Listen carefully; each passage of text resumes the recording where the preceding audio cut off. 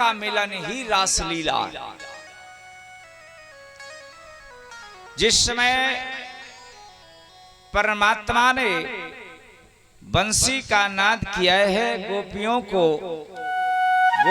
ने उसकी आवाज को सुना तो सारी गोपियां परमात्मा से मिलना चाहती हैं। और एक बात आप लोग ये भी ध्यान दीजिए कि रास लीला के 3 सिद्धांत हैं। पहला सिद्धांत है इसमें गोपी के शरीर के साथ कुछ लेना देना नहीं है। दूसरा सिद्धांत है इसमें लौकिक काम नहीं है। और तीसरा सिद्धांत ये है साधारण स्त्री पुरुष का नहीं, जीव और ईश्वर का मिलन है। शुद्ध जीव का ब्रह्म के साथ विलास ही रास है। लेकिन संसार का मानव संसारिक भावनाओं की वृत्ति को रास समझता है। लेकिन भागवत के हृदय में प्रवेश करके अगर उसका चिंतन करोगे तो उसका रस ही दूसरा है। शुद्ध जीव का अर्थ है माया के आवरण से रहित जीव, ऐसे जीव का ही ब्रह्म से मिलन होता है। रास में आत्मा परमात्मा का निर्लेप निर्विकार मिलन है। श्री कृष्ण की एक काम विजय लीला है। श्रीधर स्वामी जी से काम विजय लीला कहते हैं। लिखा है कि ब्रह्मादि जय संरूढ़ दर्व कंदर्प दर्पहा। थोड़ा विचार करेंगे क्योंकि हमारी जो कथा है ये व्यवहारिक चर्चा की तरफ कम चलती है। जो भागवत के मूल सिद्धांत हैं हमें ऋषियों ने जो पढ़ाया है उस विषय को लेके चलते हैं। असली सिद्धांत समझो, सुनो और उसका रस निकालो, तब तो भागवत कराने का और सुनने का फल, सत्संग का फल मिलता है। नहीं तो आजकल के छोटे छोटे बच्चे भी ये कहानी और किस्सा जानते हैं। तो लिखा है कि ब्रह्मादि जय संरूढ़ दर्भ कंदर्पहा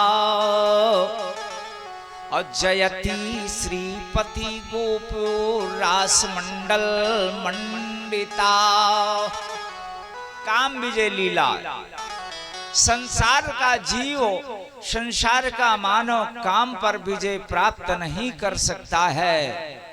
एक बार भगवान कृष्ण में और काम में बहस हो गई और ये बहस इतनी बड़ी कि युद्ध की तैयारी बन गई। तो काम ने कहा मैं आपसे सरकार लड़ना चाहता हूं। परमात्मा ने कहा जो इच्छा जीव करता है मैं उसकी इच्छा पूरी करता हूं। लड़ना चाहते हो लड़ लो, लेकिन ये बताओ इसका निर्णय फैसला कैसे होगा। तो काम ने ये वादा किया कि सरकार जो हार जाएगा वो पुत्र बनेगा और जो जीत जाएगा वो पिता बनेगा। काम का और कृष्ण का युद्ध हुआ। काम परास्त हो गया, कृष्ण विजयी हुए, इसीलिए इनको योगेश्वर कहा गया, योगीराज भी कहा गया, क्योंकि निवृत्ति मार्ग के और प्रवृत्ति मार्ग के दोनों मार्गों के योगी थे। प्रेमियों, वही आगे चल करके काम प्रद्युम्न के नाम से जाना गया है। दूसरा भाव है शंकर जी के द्वारा ये भस्म हुआ तो रति रोने लगी, तो रति को वरदान दिया था कि अनंग नाम से संसार में लोग जानेंगे कि जब यदुवंश कृष्ण ने उतारा, धरातल में यदुवंशियों का अवतार होगा तो ये कृष्ण का पुत्र बनेगा जाकर के। तो युद्ध होने लगा।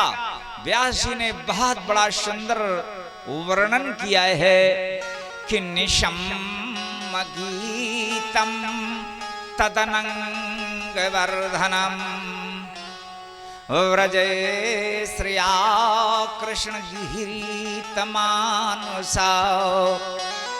आजगन्नमरण्यन लक्षितोद्धमा यत्र शकांदा जललोल कुंडला। प्रेमियों, भगवान ने बंसी बजाई। भगवान की बंसी का नाम था भुवन मोहिनी और इनकी वीणा का नाम था तरंगिणी, वेणु का नाम था मदन झंकार और मुरली का नाम था सरला। और भगवान को राग गौरी और गुर्जरी पसंद था और इनकी जो छड़ी है उसका नाम था मंडन। तो ये सोच बदन पर मुरलीधर। बंसी बजाया। बंसी है नाद का विषय। अध्यात्म, साइंस और व्यवहारिक तीनों का समावेश करके कथा सुनिए आप। तो ये सोच समझ मुरलीधर जब मुरलीधर का राग चला।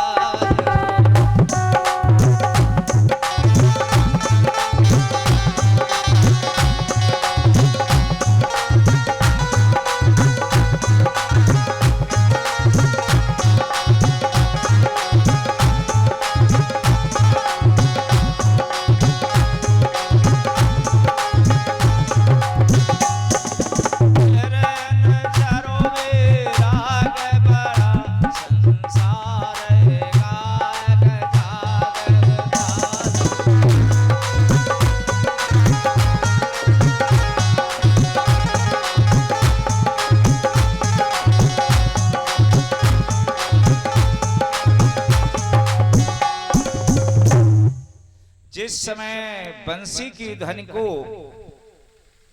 अपने संसारिक कार्यों को एक ओर छोड़ करके परमात्मा से मिलने के लिए गोपियां दौड़ रही हैं, जो जिस कार्य में लगी थी छोड़ दिया। उनकी तन्मयता को तो देखिए। सिद्धांत कहता है इंद्रियों द्वारा जो भक्ति रस का पान करे वो गोपी है। दर्शन के समय अपना स्त्रीपन और पुरुष का भान भूल जाए वही गोपी है। गोपी जब तक दे भान है मन में से काम निकल जाता नहीं है। परमात्मा की बंसी जड़ को चेतन, चेतन को जड़ और चल को अचल और अचल को चल, विक्षिप्त को समाधिस्थ और समाधिस्थ को विक्षिप्त बनाती रहती है।